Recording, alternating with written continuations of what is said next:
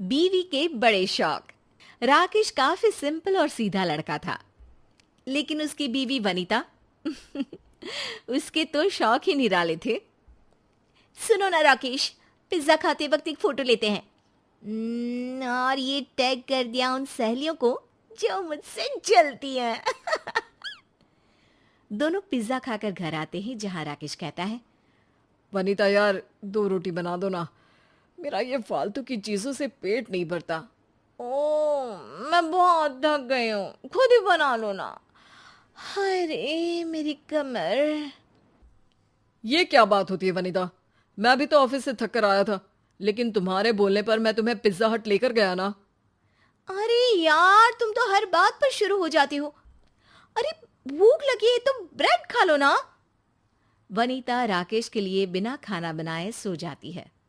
कहाँ फंस गया, इससे तो मेरी बिल्कुल परवाह नहीं है। अगले दिन वनीता की फोटो उसकी सहेलियां देखती हैं और फोन करती है। यार वनीता, कितनी लकी है यार, तेरा पति ऑफिस की बाद तुझे घुमाने ले जाता है, पिज्जा खिलाता है।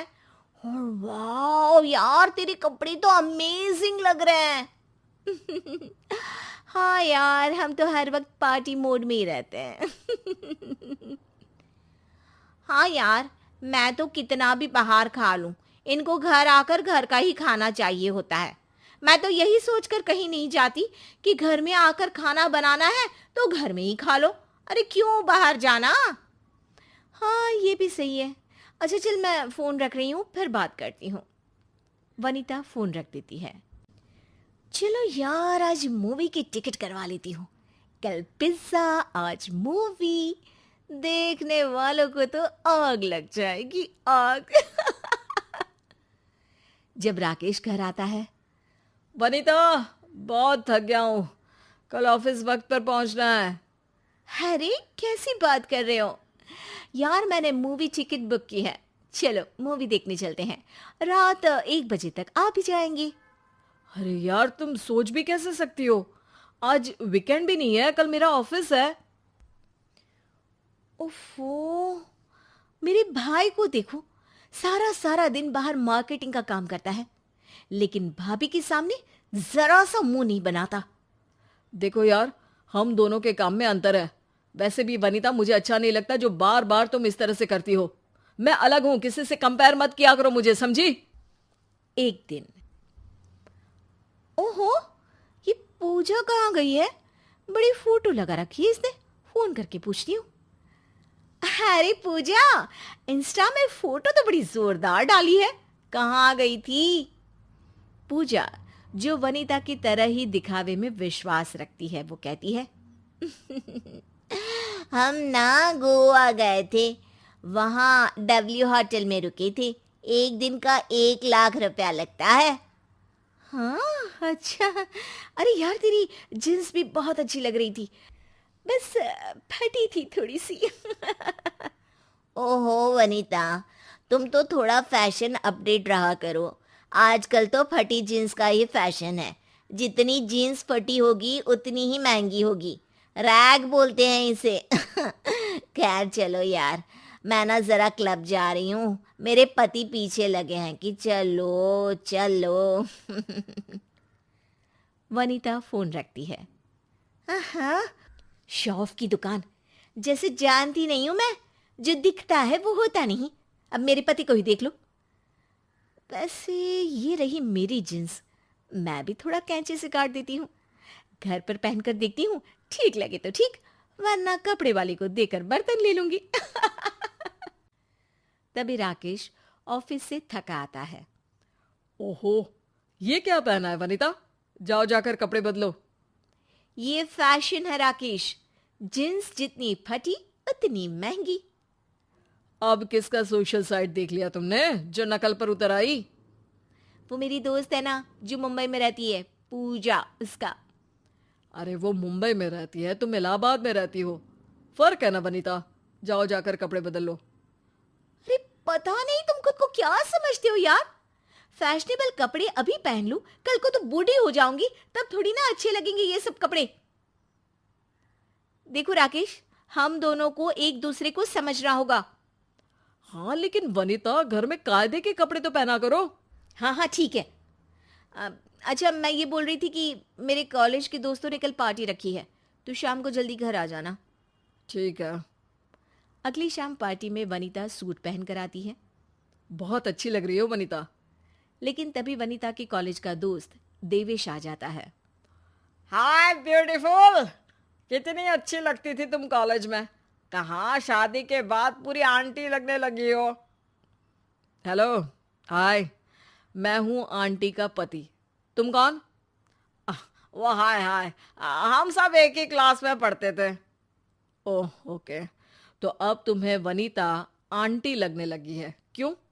वैसे आपकी बीवी कहाँ है, मैं भी तो देखूं। अब वो एक्चुअली ना, वो घर पर रहती है। राकेश मुस्कुराकर वहां से चला जाता है, लेकिन वनीता सबके साथ बातें करते करते फिर देवेश से ही बातें करने लगती है, जो राकेश को बिल्कुल अच्छा नहीं लगता। घर आकर, ये मैंने कर दी सारी फोटो पोस्ट। पता है, यहाँ के रिश्तेदार तो फोटो देखकर जल जाएंगे। लड़के लड़कियां सभी है पूरे ग्रुप में। वनीता, मुझे तुम्हारा यूं कॉलेज के लड़कों से बात करना अच्छा नहीं लगा। ऐसा नहीं है कि पुराने ख्यालात का हूं मैं, लेकिन वो लड़का तुम्हें भड़का रहा था। अरे क्या गलत बोल रहा था? सही तो कह रहा था कि शादी के बाद मैं पूरी आंटी लगने लगी हूँ। अरे तो एक्सरसाइज करो, खाने में कंट्रोल करो और स्लिम हो। कोई सूट पहनकर आंटी नहीं बन जाता। हाँ हाँ, अब तो मेरे खाने पर भी तुम्हारी नजर रहती है। अरे मेरे तो भाग्य ही खराब थे जो तुमसे शादी हुई मेरी। यही तो गलती है तुम्हारी, हर बात पर शादी को कोसने लगती हो। जरा सोचो, खुले विचार कहाँ होते हैं जहां वैसी परवरिश होती है। हम लोग सिंपल घरों के लड़के हैं, सिंपल लड़की के साथ ही एडजस्ट कर सकते हैं। क्या मतलब है तुम्हारा? सिंपल नहीं हूं मैं। तभी वनीता के मोबाइल में मैसेज आता है। वाह यार, तू और तेरे पति के बीच कितना प्यार है, साफ दिख रहा है यार। कितना समझते हो तुम दोनों एक दूसरे को। Made for each other, love you. हाँ, अब ये मैसेज किसी मजाक से कम नहीं है, बड़ा प्यार है। अरे ये सब तो दिखावा है बस। तभी डोरबेल बजती है और वनीता की छोटी बहन अपने पति के साथ आती है। अरे वाह साली साहिबा, क्या बात है, साड़ी भी पहन दी है आप। अरे जीजू, मैं अब पहनने लगी हूँ।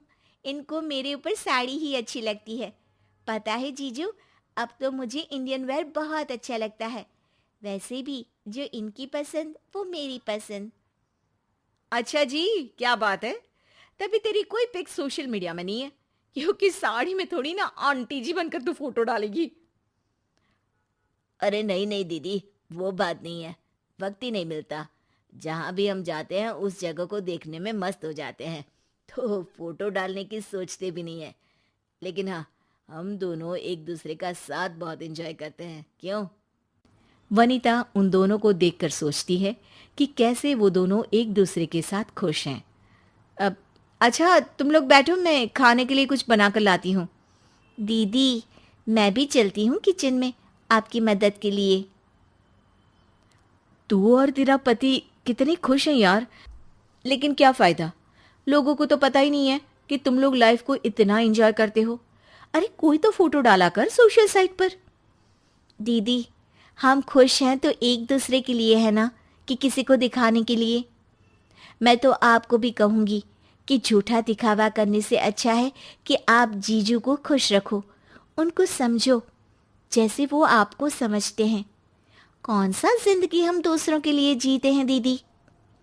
वनीता को बहन की बात समझ में आ जाती है और फिर वो और राकेश सच में लाइफ एंजॉय करने लगते हैं, लेकिन खुद के लिए, ना कि किसी को दिखाने के लिए।